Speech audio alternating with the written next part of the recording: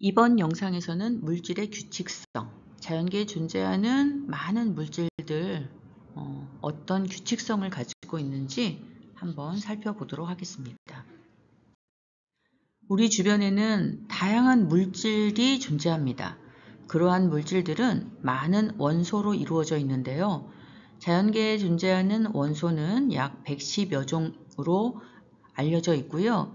이러한 원소들은 원소마다 각각 성질이 다릅니다. 또 원소들 사이에는 유사한 화학적 성질을 가지고 있는 원소들도 있고요. 이러한 원소들을 주기적으로 성질이 드러나도록 배열한 표를 만들고자 많은 과학자들이 노력을 했는데, 현재는 원자 번호 그리고 화학적 성질을 기준으로 해서 성질이 주기적으로 드러나도록 배열한 표, 주기율표에 대해서 한번 살펴볼 텐데요. 이 주기율표는 마치 우리가 보는 달력과 같은 그러한 형태라고 생각하면 되고요. 가로줄을 1주기부터 7주기까지, 즉 가로줄을 주기라고 하고 세로줄을 족이라고 합니다. 족은 1족에서 18족까지 원소들이 나열되어 있는데, 이러한 주기율표를 한번 살펴보도록 하겠습니다. 많은 원소들의 일부를 표현한 주기율표가 보여지는데요. 우리가 원소를 크게 금속과 비금속으로 나뉩니다. 금속은 대부분 고체로 상온에서 존재하고요. 전기가 잘 흐르고 특유의 광택을 가지고 있죠. 비금속이라고 하는 원소들은 대부분 상온에서 기체 혹은 고체로 존재하고 전기가 잘 흐르지 않는 또 독성이 있을 수 있는 그러한 원소들을 많이 포함하고 있는데, 색깔로 먼저 구별을 좀 해볼게요. 자, 지금 연두색으로 표시되어 있는 이러한 원소들이 금속 원소입니다. 또 수소를 포함해서 이렇게 주황색으로 표시되어 있는 그러한 원소들이 비금속 원소예요. 금속에도 속하지 않고 비금속에도 속하지 않는 일부 원소들이 있는데, 이러한 원소를 준금속이라고 합니다. 또 세로를 우리가 족이라고 했잖아요. 그래서 수소를 제외한 이러한 원소들을 알칼리 금속이라고 해서 성질을 살펴볼 거고요. 17족 원소, 우리가 할로젠이라고 해서 또 특성을 살펴볼 겁니다. 뿐만 아니라 18족 원소, 이러한 원소들은 비활성기체라고 해서 굉장히 안정적인 원소들인데, 이러한 원소들도 살펴보도록 하겠습니다. 원자 속 전자 배치. 주기율표는 원자 번호가 기준으로 원소들을 나열한 표라고 얘기했죠. 원자 번호라고 하는 것은 지금 원자를 보면 요 가운데 있는 부분을 핵이라고 하고요. 핵 주위에 존재하는 그러한 입자를 전자라고 하는데, 핵의 양성자의 개수가 원자 번호, 양성자의 개수만큼 전자를 포함하고 있기 때문에 원자 번호는 곧 전자의 개수라고 이해하면 됩니다. 그런데 이 전자가 존재할 수 있는 그러한 위치를 우리가 껍질, 전자 껍질이라고 하는데, 전자가 채워질 때 원자 핵에 가까운 껍질부터 차례로 채워지게 되고요. 첫 번째 전자 껍질에는 최대 2개를 포함할 수 있고요. 그리고 두 번째 전자 껍질에는 8개를 포함할 수 있습니다. 세 번째 전자 껍질, 물론 더 많이 포함할 수 있지만 우리는 8개까지 포함할 수 있다. 이 부분에서까지만 개념을 잡으면 되는데, 이러한 원자의 전자 배치가 화학적 성질의 주기성의 원인이 된다라고 결론부터 얘기하고요. 한번 원소들을 살펴보도록 하겠습니다. 먼저 1족 원소죠. 알칼리 금속이라고 불리우는 1족 원소에는 리튬, 나트륨, 칼륨 등이 들어있는데요. 이러한 세 원소들의 공통적인 특징은 실온에서 고체로 존재하고 칼로 쉽게 잘릴 정도로 굉장히 무른 금속입니다. 반응성이 커서 공기 중 산소와 빠르게 반응하고요. 물과 활발하게 반응해서 수소를 발생하기 때문에 물과 반응시키면 굉장히 위험합니다. 아래로 내려갈수록 원자 번호가 증가하는데, 원자 번호가 증가할수록 녹는 점과 끓는 점은 내려가고요. 그 다음에 반응성은 커지게 됩니다. 자, 전자 배치를 잠깐 살펴보면 리튬은 3번이거든요. 원자번호. 그래서 3개의 전자를 가지고 있으니까 첫 번째 전자 껍질에 2개를 채우고 1개는 두 번째 전자 껍질에 위치하게 되겠죠. 자, 나트륨은 11번입니다. 자, 첫 번째 전자 껍질에 2개를 채우고요. 두 번째 전자 껍질에 8개를 채우면 1개의 전자가 세 번째 전자 껍질에 남게 됩니다.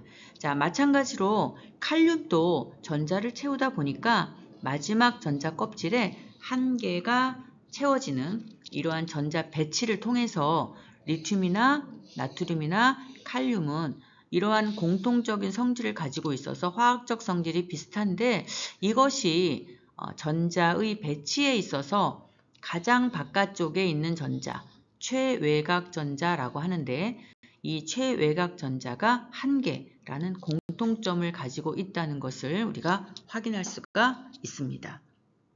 이번에는 17쪽 원소로 가볼게요. 할로젠이라고 하는데 플로린, 염소, 브로민, 아이오딘. 자, 이러한 원소들이 17쪽에 속해 있습니다.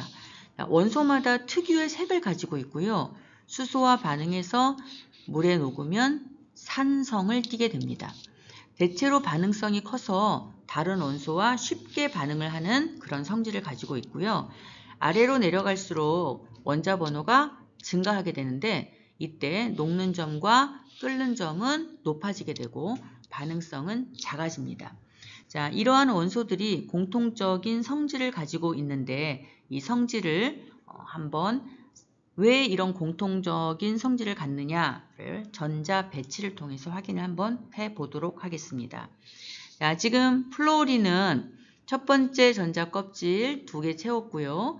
두 번째 전자 껍질에 7개가 채워졌어요. 7개. 자, 염소는 첫 번째 전자 껍질에 2개, 두 번째 전자 껍질에 8개를 채웠네요. 그런데 세 번째 전자 껍질에 7개야. 아하, 그렇다면 마지막 전자 껍질, 최외곽 전자의 개수가 7개. 그렇다면 브로민이나 아이오딘도 전자 배치를 통해서 가장 바깥쪽 전자 껍질에 7개의 전자가 채워져 있는 것을 확인할 수가 있다. 이러한 전자 배치로 공통적인 성질을 갖게 된다라는 것을 알 수가 있겠죠. 원소의 성질이 주기성을 나타내는 이유를 원자 속의 전자 배치로 우리가 확인을 할 수가 있죠. 자, 지금 일부, 주기율표의 일부가 나와 있는데 오른쪽으로 갈수록 그리고 아래로 내려갈수록 원자 번호가 증가하게 되는데 원자 번호가 증가한다는 얘기는 그만큼 전자가 많아진다는 뜻이기도 하죠. 자, 같은 주기의 원소는 전자 껍질 수가 같습니다. 전자 껍질 수가 같아서 거기에는 1개부터 8개까지 전자의 배치를 가질 수 있겠죠.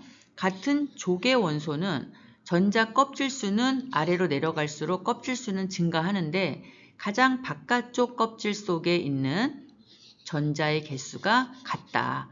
고로 화학적 성질을 드러나게 하는 그러한 원인은 바로 최외곽 전자이기 때문에 그런 주기성이 나타난다라고 이해를 할 수가 있겠습니다. 이번에는 비활성 기체라고 불리우는 18쪽 원소들의 전자 배치를 살펴보도록 하겠습니다. 자, 대부분 원소는 화학결합을 형성을 해서 존재합니다. 그런데 18쪽 원소는 화학결합을 하지 않고 원자 상태로 존재한다라는 거예요. 18쪽 원소에 해당하는 헬륨, 네온, 아르곤, 크립톤, 제논과 같은 원소들은 다른 원소, 다른 원자와 화학결합을 하지 않고 스스로 혼자서 존재한다. 그 이유는 혼자서도 안정한 상태를 유지할 수 있다. 자, 화학결합을 하는 이유는 자연계에 보다 안정적으로 존재하기 위해서 우리가 화학결합을 하는 거거든요. 안정적으로 존재하기 위해서 화학결합을 하는데 18쪽 원소들은 화학결합을 하지 않아도 안정한 상태로 존재할 수 있다. 이런 거거든요. 자, 이유를 한번 살펴보니까 헬륨은 전자 2개, 네온은 전자 10개입니다. 자, 이것은 무슨 말이냐? 2개의 전자는 첫 번째 껍질을 꽉 채운 상태가 되고 그 다음에 네온의 경우는 2개는 첫 번째 껍질에 나머지 8개는 두 번째 껍질을 꽉 채운 상태가 되죠. 다시 말해서 전자 껍질에 전자가 채워지는데 첫 번째 껍질은 2개, 그 이외의 껍질은 8개를 채울 수 있다면 이러한 전자 배치는 안정한 상태가 되어서 화학결합을 하지 않고도 원자 상태로 존재할 수 있는 이유가 된다. 이렇게 이해하면 되겠습니다. 자, 18쪽 원소가 화학결합을 하지 않는 이유를 우리는 알았죠. 그렇다면 18쪽 이외의 원소들은 왜 화학결합을 하는가? 그것은 바로 안정해지기 위해서죠. 안정해진다는 얘기는 전자를 껍질에 맞도록 꽉 채울 수 있다. 그러한 이유가 되겠어요.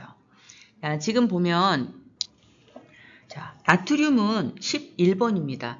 11번이란 얘기는 세 번째 껍질에 1개의 전자가 배치되어 있는 상태.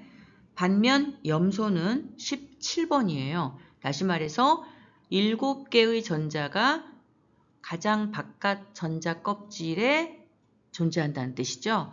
그러면 8개를 채우기 위해서 나트륨 원자는 바깥에 있는 1개의 전자를 내놓고 염소 원자는 1개를 채워서 8개가 되고 싶어 합니다. 결과적으로 나트륨 원자는 1개의 전자를 내놓고 나트륨 양이온으로, 염소 원자는 1개의 전자를 받았기 때문에 염화 음이온이죠. 염화 이온으로 바뀌게 되죠. 이 둘은 전기적 인력에 의해서 이렇게 결합을 하게 되죠. 이러한 결합을 우리는 이온 결합이라고 하고요. 이온 결합은 금속과 비금속 원소들 사이에 이루어지는 결합. 자, 이러한 전기적 인력에 의해서 결합을 함으로 인해서 안정해진 상태가 되겠습니다. 자, 이번에는 수소 원자로 가볼까요? 수소는 1번이기 때문에 전자를 1개밖에 안 가지고 있어요. 그런데 2개가 되어야 되니까 2개를 갖고 싶어 하겠죠. 자, 이웃하고 있는 수소도 1개의 전자를 가지고 있으니까 이 두 원자들은 이렇게 1개의 전자를 내어놓고 2개의 전자 쌍을 만들어서 이 전자 쌍을 공유하게 됩니다.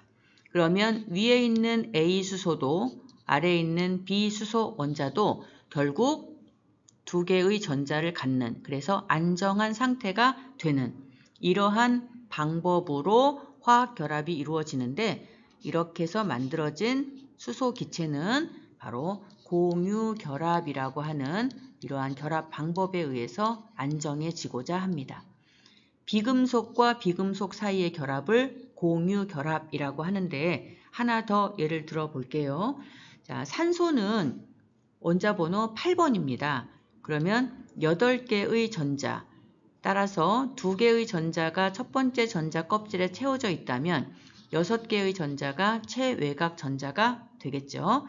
자, 수소는 1개라고 얘기했으니까, 자, 산소는 몇 개가 필요해요? 2개가 더 필요해요. 그래서 2개를 내어놓고 이렇게 수소는 1개가 더 필요하니까 자신의 것 1개를 내어놓고 전자 쌍을 만들어 가지고 산소와 수소가 서로 공유하게 됩니다. 그래서 이와 같은 결합, 공유 결합이라고 하는데, 산소와 수소는 전자들을 공유함으로 인해서 안정한 상태의 물 분자를 이루게 됩니다. 나트륨 원자는 나트륨 양이온으로, 염소는 염화이온, 음이온으로 전자를 주고받고 해서 전기적 인력에 의해서 결합한 이러한 물질을 우리는 화학식으로 이렇게 씁니다. 자, 이렇게 이온 결합에 의한 물질들은 분자라고 하지 않고 그냥 1대1의 개수비로 뭉쳐져 있는 상태가 되고요.